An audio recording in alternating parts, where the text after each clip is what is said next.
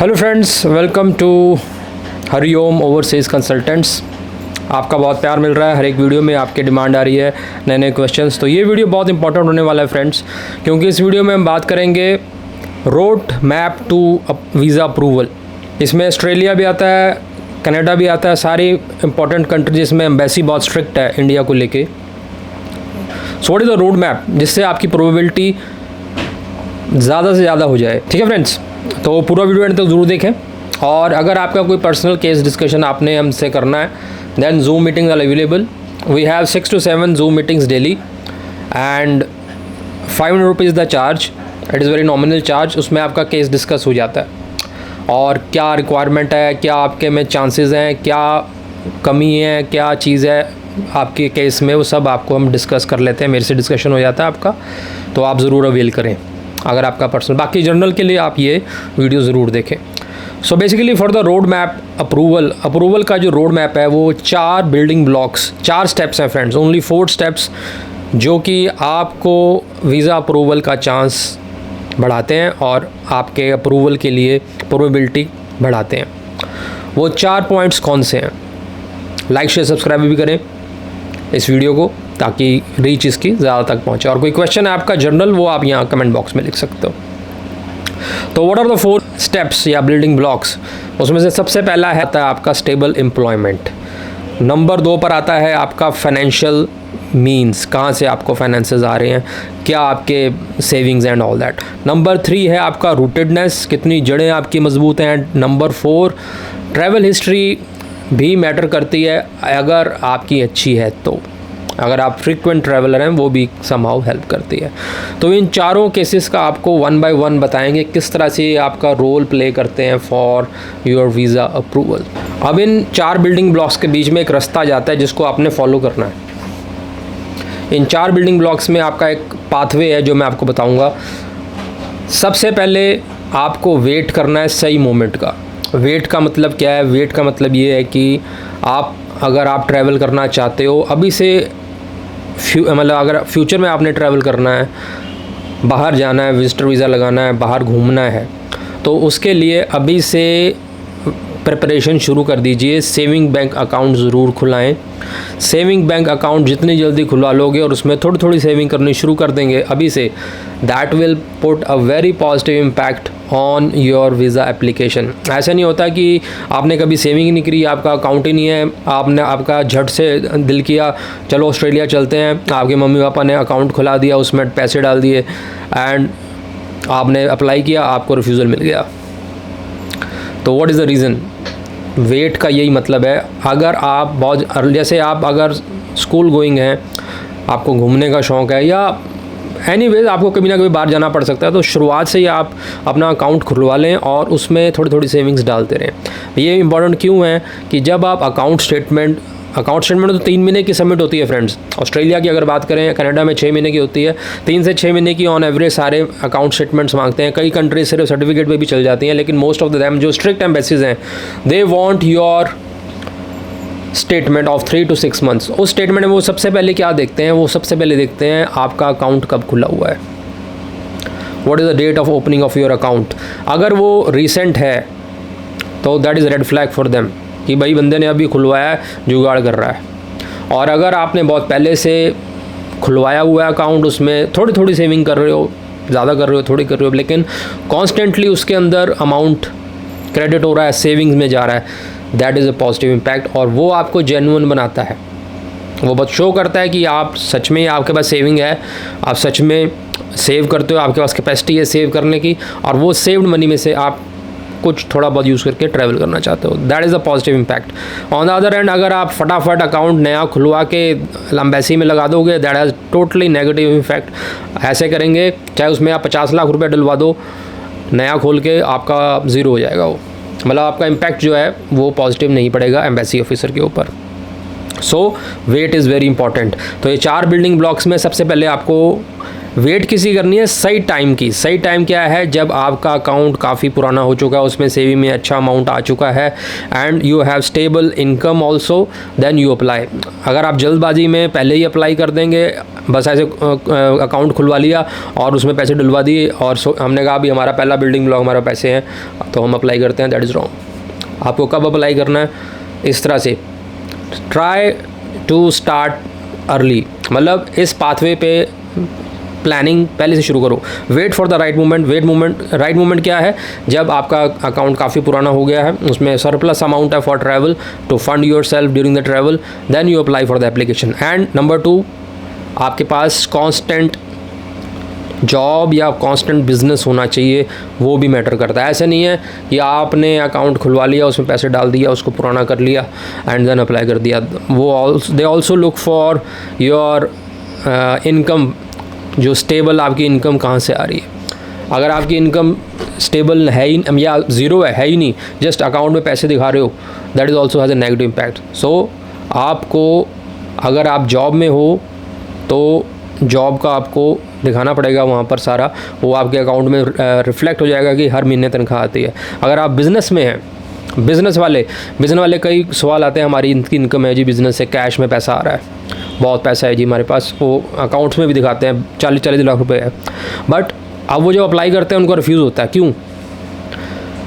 वो उन्होंने ये नहीं देखना, उन्होंने देखना है कि आपका बिज़नेस रजिस्टर होना चाहिए, प्रॉपर डॉक्यूमेंट, जिस बंदे ने बाहर जाना है उसके नाम पर बिज़नेस होना चाहिए। ऐसा नहीं है कि मेरे पापा जी के नाम पर बिज़नेस है, मैं संभालता हूँ, सारा मेरा बिज़नेस है, वो नहीं मानेंगे। एम्बेसी वाले आपको नहीं मानेंगे, ये चीज़, ऐसी चीज़ें वहाँ नहीं चलती। They want proof. कई लोग कहते हैं प्रॉपर्टी दिखा दें, हमारे पास रजिस्ट्री नहीं है, तो वो भी नहीं चलती है। जब आप किस चीज़ को आप अपना फाइनेंशियल स्टेबिलिटी दिखा रहे हैं, जिस चीज़ से रूटेडनेस दिखा रहे हैं, भाई मेरा बिज़नेस सेटअप है, मेरी जॉब है, ये रूटेडनेस के वन ऑफ द फैक्टर्स हैं। फैमिली वाले टाइज तो अलग हैं, ये आपके फाइनेंशियल और रूटेडनेस को दिखाते हैं कि आप वेल सेटल्ड हो इंडिया में। अगर आप बिज़नेस दिखा रहे हैं, मेरा बिज़नेस है, बहुत अच्छी इनकम है, रजिस्टर योर बिज़नेस फर्स्ट। तो अगेन वेट, ऐसे जल्दबाजी में अप्लाई मत कर दें, पहले बिज़नेस अपना सरप्लस, जो अगर आपका बिज़नेस इनकम है उसको पूरे डॉक्यूमेंट्स जो लीगल हैं रजिस्ट्रेशन करवाएं, उसका बिज़नेस का सारे जितने भी पेपर वर्क है वो कराएं and then go for that. अगर आप फ्रीलांसर हैं, आप कहीं फ्रीलांसिंग भी करते हैं इंडिया में आज के टाइम में, फ्रीलांसिंग होती है कि आप कहीं fiverr.com और ऐसे कई आजकल हैं, नो डाउट। आप अगर उसमें आप हैं and you need to go abroad, तब आप क्या दिखाओगे? भाई फ्रीलांसिंग से हमारी इनकम तो बहुत हो रही है, बट तो उसमें आपको क्या करना है? अगर आप फ्रीलांसिंग है तो उसमें आपने देखा होगा इनवॉइस जनरेट होती है इन वेबसाइट्स पे, freelancer.com पे, फाइवर पे एक इनवॉइस बनती है।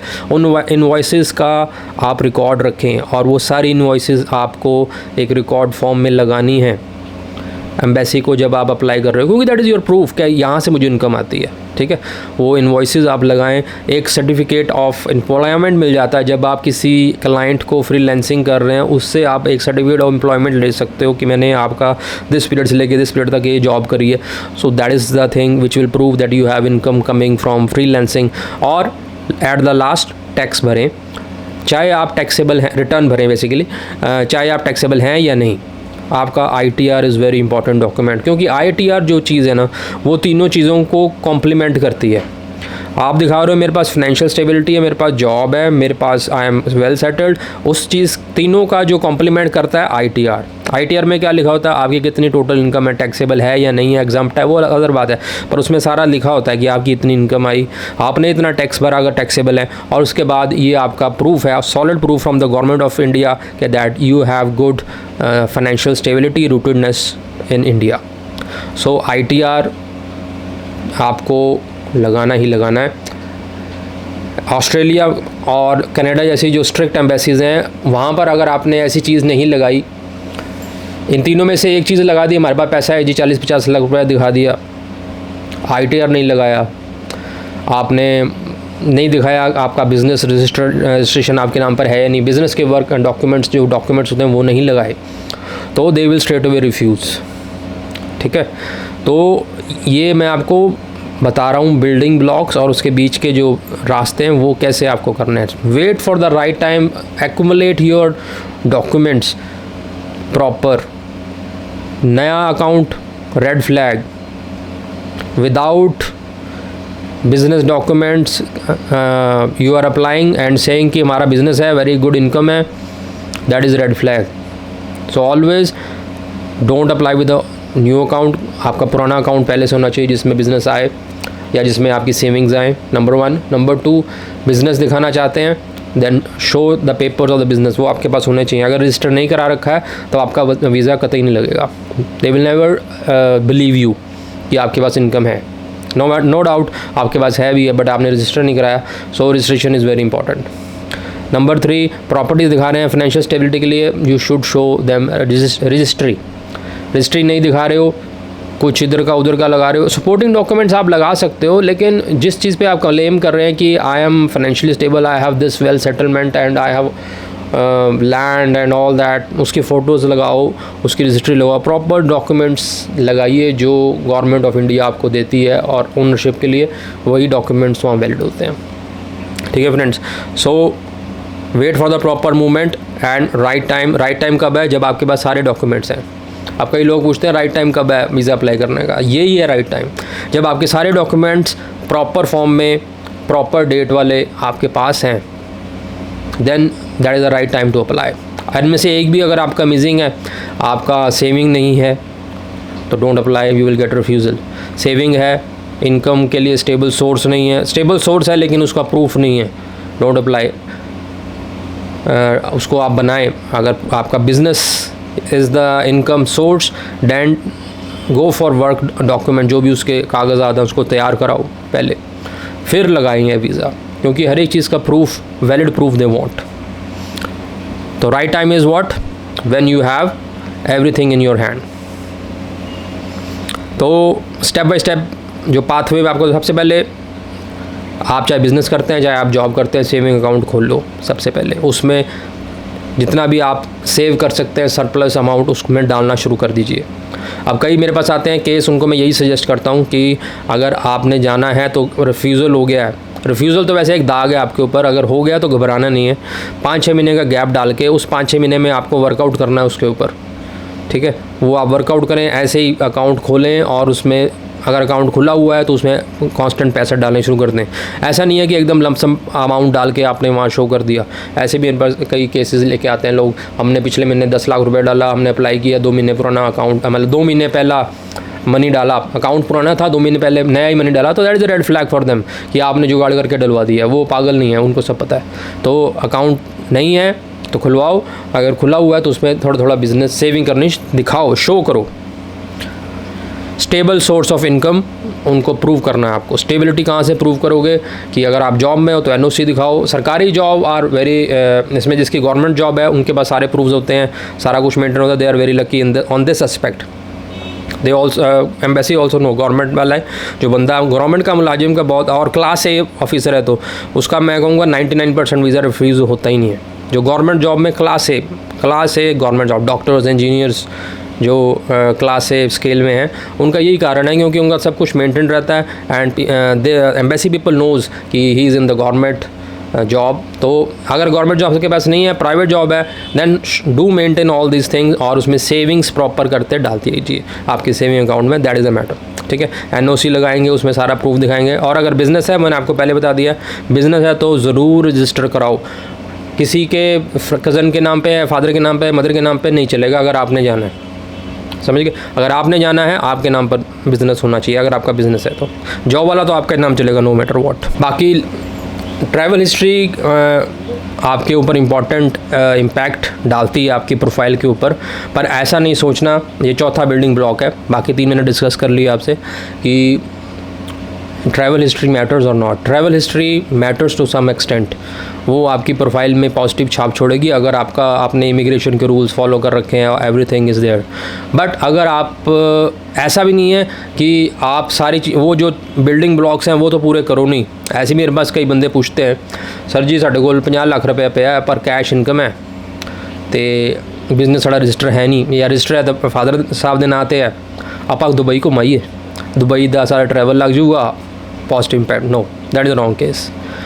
अगर आप जेन्युइन, आपके जो मैंने बिल्डिंग ब्लॉक्स पहले आपको बताए हैं, financial stability, stable source of income, rootedness, ये तीनों जब आपके कंप्लीट हैं, आपके हाथ में है सारे डॉक्यूमेंट्स के साथ, then you add on this travel वाला डॉक्यूमेंट कि आप एक दुबई वगैरह का चक्कर लगाए हो, आपकी एक हिस्ट्री अगर नहीं है तो बन जाएगी, then it will have some positive impact. ठीक है। और बाकी इन सब में मैंने आपको पहले ही बताया, फाइनेंशियल स्टेबिलिटी जब आप अकाउंट स्टेटमेंट वगैरह लगाते हो उसके साथ अगर if you have the credit card, वो एक बहुत अच्छा इंस्ट्रूमेंट है स्पेशली ऑस्ट्रेलिया एंड कनाडा के लिए, क्योंकि क्रेडिट कार्ड हर एक को नहीं मिलता है। क्रेडिट कार्ड मिलना means you are a credible person, तभी क्रेडिट कार्ड वाली कंपनी आपको क्रेडिट कार्ड देती हैं। और जितनी ज़्यादा लिमिट होगी उतना ज़्यादा आपका वेट बढ़ेगा इन योर एप्लीकेशन, ठीक है। लोग कहते हैं हमने स्पॉन्सर लगा लिया, हमारी एप्लीकेशन में वेट आ गया, तो वो इम्बैलेंस हो जाती है एप्लीकेशन, जो हमने पहले ही बताया था। वहाँ से तो उन्होंने देख लिया भाई आपका जो रिलेटिव है या ब्रदर है, सिस्टर है, वहाँ पर वेल सेटल्ड है, सिटीज़न है, PR है, ही हैज़ स्ट्रॉन्ग मीन्स, उनको उससे कोई प्रॉब्लम नहीं है। वो कह रहे हैं ठीक है, वो ये लिखा होता है वीज़ा एप्लीकेशन में भाई, वो तो they mention it that they are very good financially, but what about you, वो ये लिखते हैं line that we are satisfied that you have sponsorship from the Australia, you have citizen there, but what is the thing in India, तो वो आपको दिखानी है इन्हीं चीज़ों से। तो if you have credit card, फिर से मैं बता रहा हूँ, underlining this word, if you have credit card of good limit, 1 है, 2 है, 3 है, 4 है, जितने भी हैं सबके स्टेटमेंट ज़रूर लगाएं और उसमें क्रेडिट लिमिट मेंशन करें कि इतनी क्रेडिट लिमिट पर कार्ड है मेरी, बिकॉज दे आर सबसे ईजीली एक्सेस टू मनी होता है बाहर if you have credit card, तो उसको हल्के में मत लें, अगर है आपके पास ज़रूर लगाएं।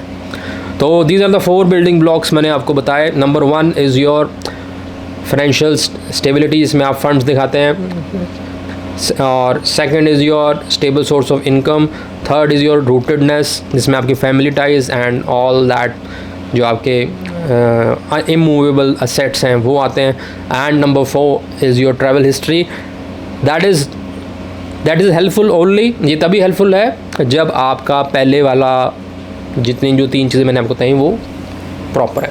अदरवाइज़ अकेले इसको कर लेना और बाकियों को छोड़ देना, दैट इज़ नॉट एडवाइजेबल, ठीक है। बाकी मैंने क्लियर कर दिया, आपका लाइक शेयर सब्सक्राइब ज़रूर करें।